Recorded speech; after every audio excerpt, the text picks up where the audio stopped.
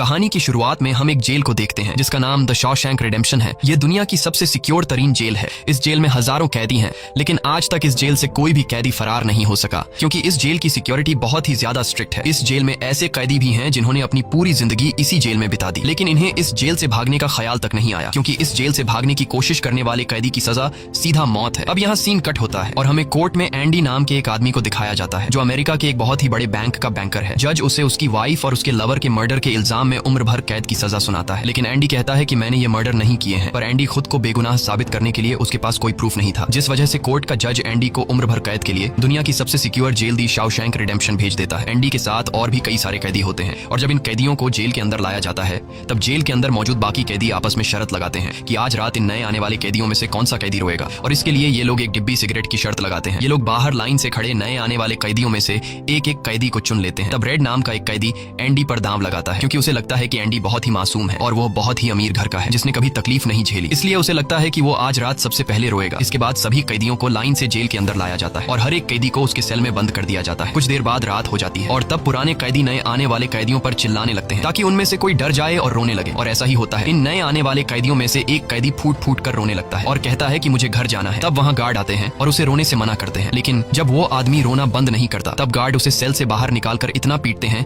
कि वह बेहोश हो जाता है। दूसरी तरफ रेड एंडी पर लगाया हुआ दांव हार जाता है और रेड समझ जाता है कि एंडी बहुत ही स्ट्रांग है क्योंकि इतना डराने के बावजूद उसने एक आवाज तक नहीं की। इसलिए अगले दिन रेड अपने साथी को सिगरेट का एक डिब्बा दे देता है क्योंकि रेड एंडी पर लगाया हुआ दांव हार चुका था। तभी हम एंडी को देखते हैं जो अकेला चुपचाप ब्रेकफास्ट कर रहा होता है। तब एंडी की मुलाकात जेल के सबसे पुराने कैदी ब्रुक्स से होती है। ब्रुक्स को यहाँ इस जेल में लगभग 50 साल पूरे होने वाले हैं। एंडी समझदारी से ब्रुक्स से इस जेल के सभी छोटे बड़े रूल्स और हर एक कैदी के बारे में जानने की कोशिश करता है। तब ब्रुक्स एंडी को जेल का हर एक सीक्रेट बता देता है और वो एंडी से कहता है कि अगर तुम्हें जेल के बाहर से कुछ मंगवाना हो तो रेड नाम के कैदी के पास जाना। ये सुनते ही एंडी भी इंतजार नहीं करता और वह सीधा रेड के पास पहुंच जाता है और रेड से कहता है कि मैंने सुना है तुम बाहर से किसी भी चीज को अंदर मंगवा सकते हो। तब रेड कहता है हाँ मैं मंगवा सकता हूँ, लेकिन ऐसी चीज जो यहाँ से भागने या फिर किसी को मारने में काम ना आती हो। एंडी रेड से कहता है कि मुझे हैमर यानी एक हथौड़ा चाहिए। हथौड़े का नाम सुनते ही रेड कहता है कि तुम्हें हथौड़ा ही क्यों चाहिए, क्या तुम हथौड़े से किसी को मारने वाले तो नहीं हो? तब एंडी कहता है नहीं, मैं किसी को मारने वाला नहीं हूँ, मेरा यहाँ कोई भी दुश्मन नहीं है। ये सुनकर रेड कहता है कि तुम्हारा यहाँ दुश्मन तो नहीं है, लेकिन जल्द ही कुछ लोग तुम्हारे दुश्मन बनने वाले हैं। वो कुछ लोगों की तरफ इशारा करके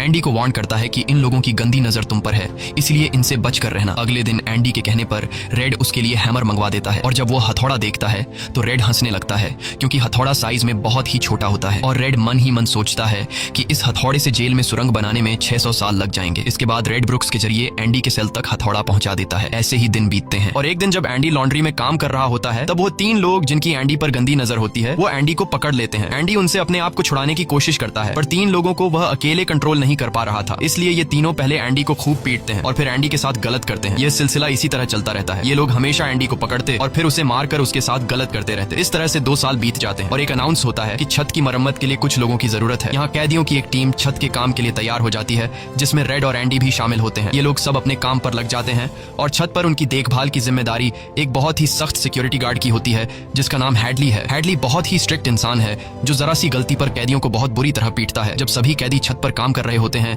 तब हैडली थोड़ा परेशान होता है और अपने साथियों से कहता है कि मेरे भाई की हाल ही में मौत हुई है जिसके अकाउंट में $30,000 पड़े हैं। अब मेरे भाई का मेरे अलावा इस दुनिया में और कोई नहीं है, इसलिए उसके पैसे पर मेरा हक बनता है। लेकिन परेशानी की बात यह है कि जब मैं इन $30,000 को अपने अकाउंट में ट्रांसफर करूंगा तब सरकार मुझसे टैक्स के रूप में सारे पैसे ले लेगी। हैडली जब अपने साथियों से यह बातें कर रहा था तब एंडी भी इसकी सारी बातें सुन लेता है। एंडी जो कि एक बहुत बड़ा बैंकर है उसे पता था कि इन पैसों को बिना गवर्नमेंट को टैक्स दिए कैसे निकाला जा सकता है।